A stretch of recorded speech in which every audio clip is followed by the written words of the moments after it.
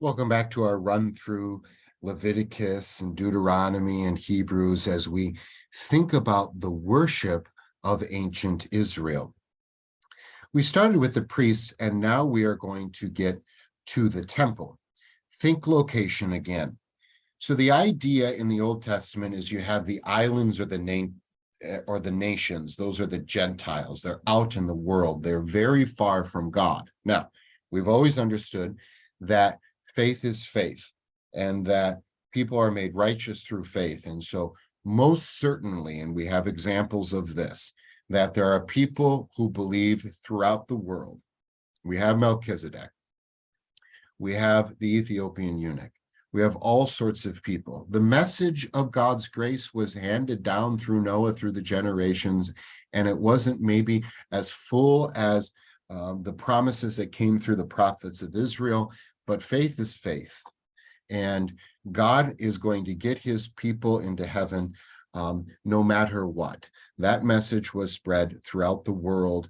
It really was, and we forget that sometimes, and we think that the only people before Jesus that went into heaven were the Israelites. Just simply not true. At the same time, God seeks to be found in a physical place through physical means. We don't have to wander around in the dark wondering where God is. He says, find me here.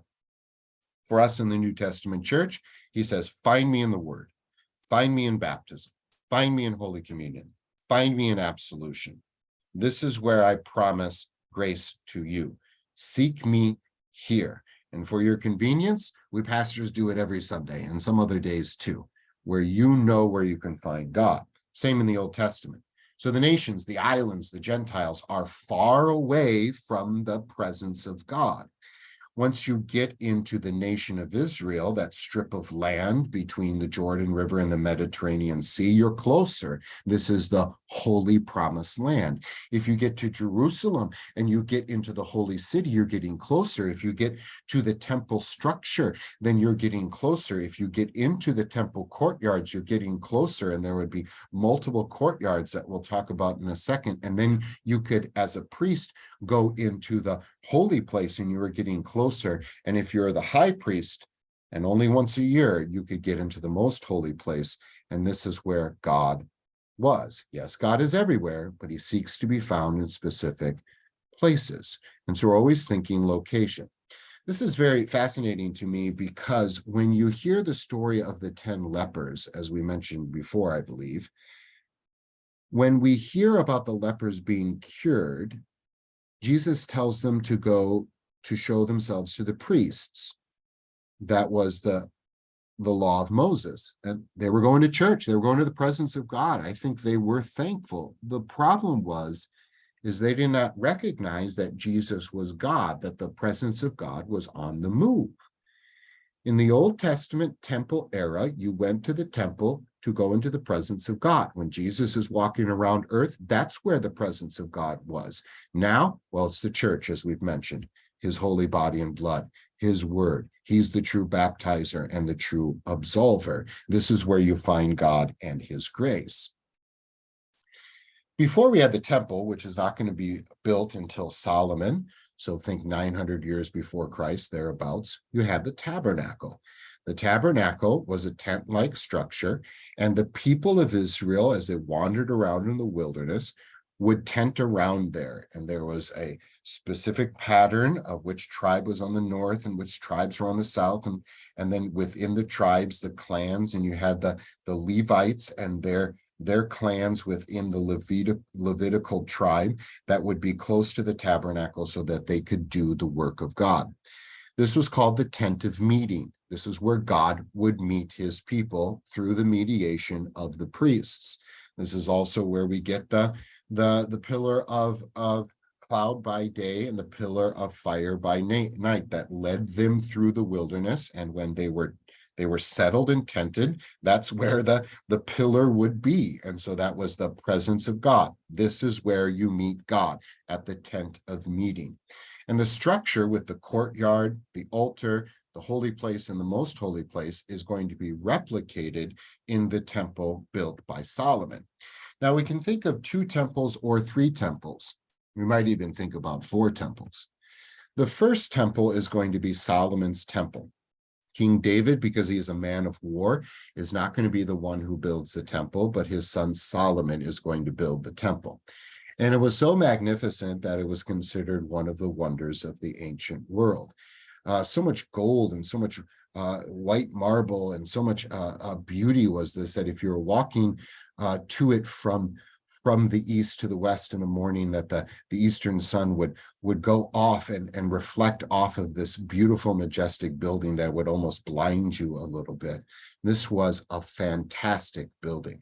As you know, Nebuchadnezzar comes in 586 and destroys Solomon's temple, takes off all of the appointments and the furniture of the temple, takes it all the way back to Babylon, and the temple is destroyed.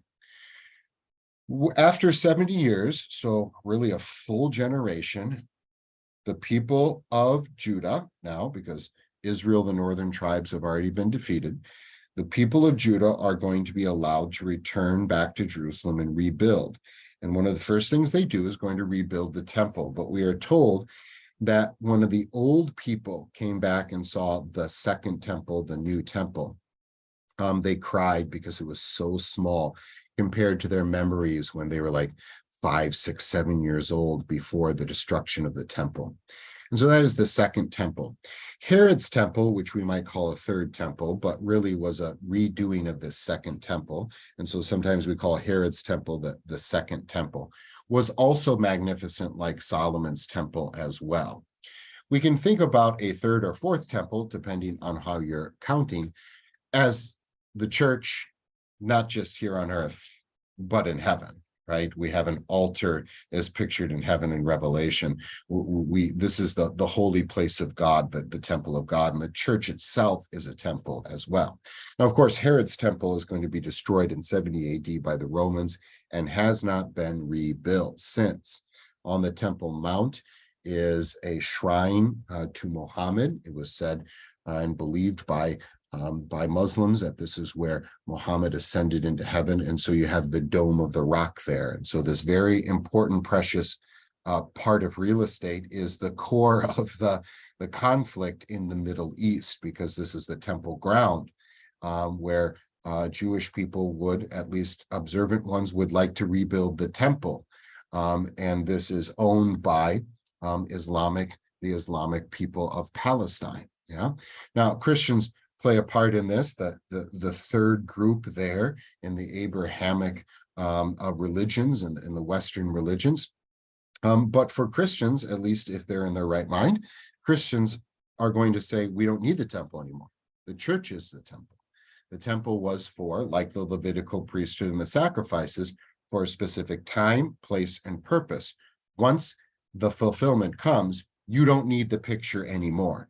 You don't need the brochure of the car because you have the car.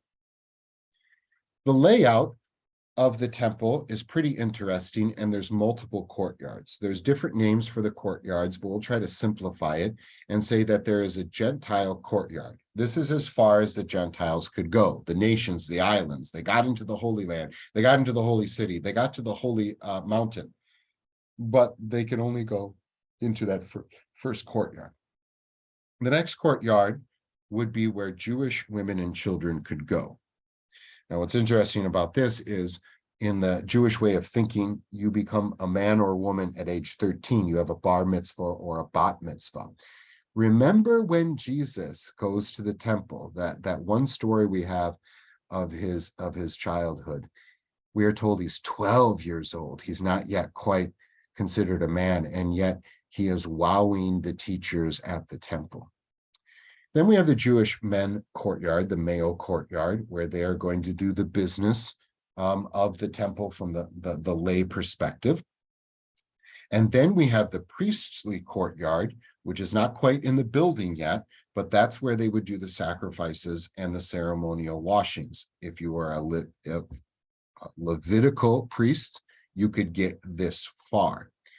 And then if you are a priest for that specific day, you could go into the holy place. And of course, the high priest could only go into the most holy place. So here's a cutout And we don't know exactly how it looks like, of course, but this is one artist rendition of this. You see the courtyard, the priest's courtyard. This is where you're going to have the very big altar where the sacrifices are going to be made. And so it was said that when the temple was really going and the people were faithful and they were bringing many sacrifices, this temple courtyard with all of the blood that would be drained out of the animals, you could slosh around in it, and the blood would flow out of the Temple Mount into the Kidron Valley. And by mid-morning, the stream would turn pink. And so you could just imagine the sights and the smells, and the pictures of what was going on in the temple. I don't know that we have anything in our modern world, but if you go to a third world or a second world country and go to a meat market, it smells a certain way. I wonder if that was the same thing. It's a very gritty experience. There was a message there that blood needed to be spilled for the salvation of the world. You have the wash basin. This water would also be in jars and would be taken out, and there would be washing rituals. We'll talk about that in a little bit. In the cutout, you see the holy place. That is where the priest on duty for the day would go. And we'll talk about the furniture in a little bit, but their duty was to say prayers. They would make sure that the altar of incense would be lit, that there would be the bread of presence on the table of presence, and once a week, the 12 loaves of bread would be changed out, and that there would be oil in the lamps. And then there was a temple curtain that would separate the holy place from the most holy place. In the most holy place was the Ark of the Covenant. Think about the Ark of the Covenant as the throne of God. This is where you went to meet God. Yes, God is everywhere, but this is where he wants to be met. Here's the furniture. We have on the lower part of this picture, the copper basin and the copper altar. We've already talked about them, the washing rituals and the sacrifices. The next level in the middle is the menorah, the candelabra, and then you have the altar of incense, and then you have the table of showbread, or the bread of presence. The candelabra was always lit. Consider this a picture of God being light, and specifically Christ, the light of the world that exposes our sin, but also is the light in our darkness where we have hope. The altar of incense was a symbol of the presence of God, but also of prayer. Prayer rises up to you, O God, the evening sacrifice as incense. And so think of also the smells in this holy place, especially if you came out from the courtyard where the animals were being slaughtered, and you could hear the animals and the busyness of the priests, and now all of a sudden it was quiet. You were all alone, and it was mystical. You could see the smoke floating up into the top of the ceiling, and flickering through the misty smoke would be the menorah. And then there would be the table of bread, 12 loaves of bread, symbolizing the 12 tribes of Israel. And those would be baked and then put in there and then replaced once a week. And those loaves of bread symbolized God giving them their daily bread, but also that God is our daily bread. Christ is the bread of life, the one that gives us eternal life. Think about the story of Zechariah. You remember him and his old and barren wife, Elizabeth. He goes into the holy place as a priest of God. And if you remember this, he is probably on duty for the only time in his life. There's so many priests that this may be his only experience. We don't know for sure, but this may be his only experience to go into this mystical holy place. And that's where the angel comes and says, you have a son. You have a son. Of course, he doesn't believe it, and so he's struck mute. And when he comes out as the priest on duty for that day to address the people and to bless them, he cannot speak, and the people quickly realize something happened in them. Something happened in there, and it was mysterious, it was mystical, and it was divine.